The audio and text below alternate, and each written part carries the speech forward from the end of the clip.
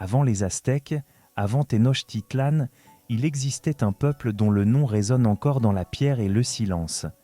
Les Toltecs, une civilisation d'artisans, de prêtres et de guerriers, bâtisseurs d'un savoir que le temps a presque effacé. Mais qui étaient-ils vraiment ? Des hommes de chair et d'obsidienne ou une légende façonnée par les rêves des Mexicas ? Aujourd'hui, nous marchons sur leurs traces, à la recherche du souffle oublié d'une sagesse ancienne. Si tu crois que le passé parle encore à ceux qui savent l'écouter, abonne-toi et laisse ton empreinte, car chaque like est une pierre ajoutée au grand temple de la mémoire humaine. Au cœur du Mexique central, là où les montagnes se confondent avec le ciel et où la terre respire encore l'écho des anciens dieux, s'éleva un jour une cité nommée Tolan, le lieu des joncs. Ce mot simple et végétal portait en lui la promesse d'un ordre harmonieux, d'une civilisation tissée comme une natte, souple et solide à la fois. Tolan, que l'on appelle aujourd'hui Tula dans l'état d'Hidalgo, fut bien plus qu'une cité. Elle fut une idée, un modèle de société où l'art, la foi et la guerre s'unissaient sous le même souffle. Entre le 9e et le 12e siècle de notre ère, elle devint le cœur battant du plateau central, une étoile nouvelle née des cendres de Teotihuacan, dont la chute avait laissé un vide spirituel et politique. Les Toltecs furent les héritiers de cet ancien monde, mais aussi ses réinventeurs. Ils réorganisèrent les routes du commerce, redéfinirent les rituels du pouvoir et sculptèrent la pierre comme s'ils voulaient lui rendre la mémoire du feu. Sous leurs mains, le basalte devint visage, le temple devint livre, et la cité tout entière se transforma en offrande à l'univers. Les archéologues d'aujourd'hui explorent les vestiges de Tula, ses pyramides, ses colonnes, ses reliefs d'aigles et de jaguars, cherchant à distinguer l'histoire de la légende. Ils découvrent des quartiers entiers de maisons d'élite, des traces d'ateliers où l'on travaillait l'obsidienne et le cuivre, des restes de pigments rouges sur les murs des sanctuaires. Tout cela parle d'un peuple organisé, hiérarchisé, maître de l'artisanat et de la guerre. Mais les codex mexicains, rédigés bien plus tard, racontent une autre histoire, une histoire de Dieu, de miracles et de châtiments. Pour les Mexiquis, les Toltecs n'étaient pas seulement des hommes, ils étaient les premiers à avoir compris la langue des étoiles. Ils auraient bâti des palais d'or et de jade, et leur roi, ce Acatl Topiltzin Quetzalcoatl, aurait marché parmi eux comme un dieu vivant. Selon la tradition, Quetzalcoatl naquit d'une lignée noble et reçut la mission sacrée d'unir la sagesse et la justice. Sous son règne, dit-on, les sacrifices humains furent bannis, remplacés par des offrandes de fleurs, d'oiseaux et de papillons. Il enseigna l'écriture, la métallurgie, les arts de la médecine et de la pensée. Sous sa direction, Tolan devint un phare, une cité de lumière où la connaissance était vénérée comme un feu sacré. Mais dans l'ombre du serpent à plumes se tenait son opposé, Tezcatlipoca, le dieu du miroir fumant, symbole de la ruse, de la guerre et du chaos. La lutte entre ces deux principes, sagesse et passion, création et destruction, se rejouait à chaque génération, et un jour, selon la légende, Tezcatlipoca trompa Quetzalcoatl, lui montrant dans un miroir son propre visage défiguré par la honte. Le roi, humilié, abandonna Tula et partit vers l'est, promettant de revenir lorsque le monde serait prêt à retrouver la paix. C'est ici que l'histoire et le mythe se confondent. Certains chercheurs y voient la trace d'un exil politique, peut-être la chute d'un souverain idéaliste renversé par des factions guerrières. D'autres y reconnaissent un mythe fondateur destiné à expliquer la cyclicité du temps et le retour périodique des dieux. Quetzalcoatl, le roi devenu vent, partit vers la mer en laissant derrière lui un héritage d'ordre et de beauté. Son nom, transmis de bouche en bouche, devint un idéal moral. Pour les peuples à venir, être Tolteca ne signifiait plus seulement appartenir à une nation disparue, mais atteindre un état de perfection, l'union de la main, de l'esprit et du cœur. Ainsi, les origines des Toltecs demeurent suspendues entre deux mondes, celui tangible des ruines et des outils, et celui invisible des symboles et des récits. Dans les pierres de Tula, la science et la foi s'entrelacent comme deux serpents de lumière. Et si leurs traces semblent effacées par les siècles, leur voix continue de résonner, discrète mais indestructible, sous le vent du plateau mexicain, car toute civilisation, même oubliée, laisse derrière elle un souffle. Et ce souffle, c'est peut-être celui des Toltecs, les maîtres silencieux d'un art qui voulait unir l'homme, la terre et le ciel. Au lever du soleil, la lumière glisse lentement sur les collines arides du plateau central. Là, parmi les pierres couleur d'ocre et la poussière dorée, s'étend Tula, l'ancienne Tolan, cœur battant du monde toltèque. Le vent y parle encore, un vent chargé d'histoire, de prières et de guerre. Tula n'était pas une simple cité, c'était une cosmogonie de pierre, une représentation du monde tel que les Toltecs la concevaient. Au centre s'élevait la pyramide de Tlahuizcalpantecuhtli, dédiée à l'étoile du matin, la manifestation céleste de Quetzalcoatl. Sur sa plateforme, 4 statues monumentales se dressaient, les célèbres Atlantes de Tula, des guerriers de basalte droits et impassibles, portant sur leurs épaules le poids du ciel. Ces colosses, hauts de plusieurs mètres, ne sont pas seulement des gardiens, ils incarnent la fusion du sacré et du militaire. Leurs regards fixes, leurs armes sculptées, leurs plastrons ornés de serpents et d'aigles symbolisent la discipline, la force, mais aussi la responsabilité d'un peuple qui croyait que le cosmos reposait sur la bravoure humaine. Ils semblent prêts à reprendre vie, à défendre une cité qui, 1000 ans plus tard, murmure encore sous la poussière. Autour de la pyramide s'étendaient des temples, des cours et des palais. Les reliefs représentaient des aigles dévorant des cœurs, des jaguars rugissant vers le ciel et des processions de prêtres, leurs visages sévères gravés dans la pierre volcanique partout, la dualité s'exprimait. La vie et la mort, la sagesse et la guerre, le ciel et la terre. Chaque symbole, chaque alignement répondait à un ordre invisible, celui des dieux, des astres, et de la mémoire. Tula était à la fois un centre politique, religieux et artistique. Les grandes avenues reliaient les quartiers des artisans, des prêtres et des guerriers. Les marchés grouillaient de marchands venus de régions lointaines, du cacao du Sud, du jade du Guatemala, des plumes précieuses de la péninsule du Yucatan. La cité semblait respirer au rythme du commerce et du rituel, comme si chaque échange était aussi une offrande à l'univers.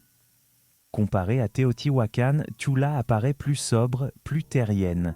Là où Teotihuacan élevait des pyramides pour toucher les étoiles, Tula ancre ses temples dans la chair du monde, comme si les Toltecs cherchaient non pas à s'élever, mais à équilibrer le ciel et la pierre, et pourtant son influence se répandit loin au-delà de ces collines.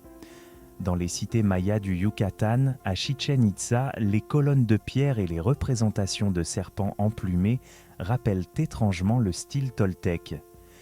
Des guerriers mayas adoptèrent de même le culte de Kukulkan, le double de Quetzalcoatl, preuve que le souffle de Tolan avait traversé les montagnes et les siècles.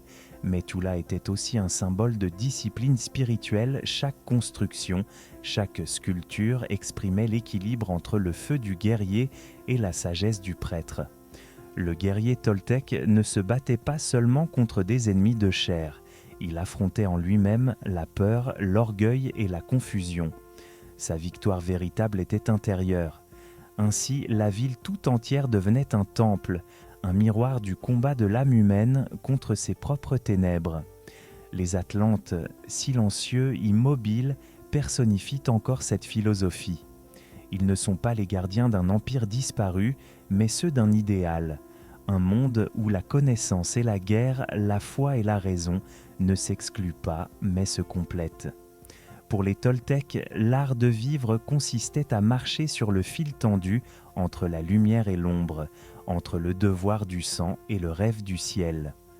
Aujourd'hui, lorsque l'on se tient face à ces statues colossales, on sent que Tula n'a jamais vraiment disparu. ces pierres respirent encore, ces symboles brillent dans la poussière du soir.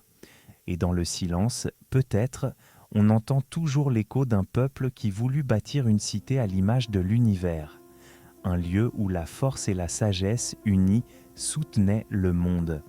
Tula, jadis centre du monde, connut un jour le silence. Les vents qui caressaient ces pyramides ne portaient plus les chants des prêtres, mais les cris d'un peuple en fuite. Nul ne sait vraiment quand le déclin commença. Certains disent que la discorde s'installa entre les chefs, que le pouvoir se fragmenta comme la pierre fendue par le temps. D'autres parlent d'une invasion venue du nord, des peuples chichimeques, farouches et nomades, déferlant sur la cité des sages. D'autres encore évoquent la sécheresse, les récoltes perdues, les dieux devenus muets. Les traces archéologiques racontent une histoire de feu et d'abandon, des temples incendiés, des sculptures brisées, des quartiers désertés à la hâte.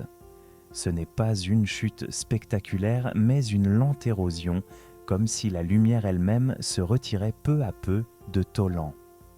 Le rêve toltèque s'éteignit dans le murmure du vent, laissant derrière lui les colosses de pierre, immobiles, témoins d'un monde qui ne reviendrait plus. Mais la disparition de Tula ne marqua pas la fin des Toltecs, seulement leur transformation, car un peuple qui tombe peut encore renaître dans la mémoire des autres. Des siècles plus tard, lorsque les Mexicas fondèrent leur propre empire sur les rives du lac Texcoco, ils regardèrent vers les ruines du nord et y virent leur origine spirituelle. Pour eux, être Tolteca ne signifiait pas appartenir à une lignée de sang, mais à une lignée de l'esprit. Le mot devint synonyme de raffinement, de sagesse, d'excellence dans l'art et dans la pensée. Le Toltecayotl désignait la connaissance suprême, celle qui permet de façonner non seulement la pierre, mais aussi le cœur de l'homme. Dans les écoles mexicas, les jeunes nobles apprenaient à être Toltec, c'est-à-dire à maîtriser leurs paroles, à sculpter leur conduite comme un artisan sculpte l'obsidienne. Ainsi, les Toltecs cessèrent d'être un peuple pour devenir une idée. Leur histoire se fit mythe, leur mémoire, fondation. Les prêtres mexicains racontaient que leur grand dieu, Quetzalcoatl, le serpent à plumes, était jadis le roi de Tula, un souverain éclairé trahi par la ruse et condamné à l'exil. Son départ, disait-on, avait marqué la fin de l'âge d'or, mais il reviendrait un jour par la mer de l'Est, portant à nouveau la lumière du savoir et l'ordre du monde. Ce mythe, transmis de génération en génération, fut bien plus qu'une légende. Il devint la colonne vertébrale de la cosmovision mexica. Dans le cycle des temps, la chute des Toltecs annonçait la fragilité de toute civilisation et leur sagesse disparue, un idéal à reconquérir. Les Mexicas se présentèrent alors comme les héritiers de Tolan, les continuateurs d'un art sacré que seuls les dignes pouvaient comprendre. Mais entre l'histoire et le mythe, la frontière s'effaça. Les chroniques mêlèrent faits et symboles, transformant les guerres et les exils en paraboles cosmiques. Les rois toltecs devinrent des demi-dieux, les batailles des épreuves initiatiques, et Tula, la cité de pierre, se mua en paradis perdu, modèle éternel de l'ordre et de la beauté. Aujourd'hui encore, les archéologues et les poètes interrogent ces ruines. Était-ce un empire terrestre ou une métaphore céleste ? Les Toltecs furent-ils les maîtres d'un âge oublié ou les reflets idéalisés d'un passé réinventé par ceux qui rêvaient de grandeur ? Peut-être les deux à la fois, car chaque civilisation, lorsqu'elle disparaît, laisse derrière elle un vide que l'imaginaire comble de lumière. Dans ce jeu entre mémoire et oubli, les Toltecs devinrent le miroir où le Mexique ancien contempla sa propre âme, un miroir brisé, mais dont les éclats brillent encore sous la poussière. Et dans ces fragments, on devine la silhouette d'un peuple qui voulut unir la guerre et la sagesse, la matière et l'esprit, et qui, en tombant, devint immortel. Le soleil décline lentement sur les collines de Tula. La lumière glisse sur la pierre et allume une dernière fois les visages des Atlantes, ces guerriers de basalte qui veillent depuis 1000 ans sur le silence du plateau. Le vent passe entre eux comme une prière ancienne portant encore les mots d'un peuple disparu. Ordre, beauté, mémoire. Les Toltecs ont quitté ce monde depuis longtemps, mais leur empreinte demeure inscrite dans chaque temple, dans chaque symbole gravé sur la terre du Mexique. Ils ont façonné bien plus qu'une cité. Ils ont donné forme à une manière d'être, à une philosophie du vivant. Dans leur art, la pierre parle. Dans leur foi, la raison respire. Et dans leur chute, l'humanité se souvient de sa propre fragilité. Leur héritage coule sous la peau du temps, dans les gestes des artisans qui travaillent encore la pierre, dans les couleurs des marchés, dans le murmure des prières adressées à la nature. Même aujourd'hui, chaque fois qu'un être humain cherche à unir la science et la sagesse, la force et la bonté, le feu et la lumière, c'est un souffle toltèque qui renaît. Peut-être que la plus grande leçon qu'ils nous laissent n'est pas dans leur Dieu ni dans leur guerre, mais dans leur quête d'équilibre. Celle d'un monde où la connaissance ne détruit pas, mais éclaire, où le pouvoir s'incline devant la beauté et où chaque pierre posée devient un acte de foi envers l'avenir. Le temps efface les royaumes, mais il n'efface jamais la vérité que les civilisations gravent dans le cœur des hommes. Les Toltecs ont disparu et pourtant ils continuent de parler à travers la brume, dans le souffle du vent, dans le regard de ceux qui cherchent à comprendre d'où nous venons. Écoute les pierres. Elles murmurent encore. Et si tu veux poursuivre ce voyage à travers les civilisations perdues, abonne-toi et marche avec nous. Car chaque abonné est un pas de plus vers la redécouverte du savoir oublié de l'humanité.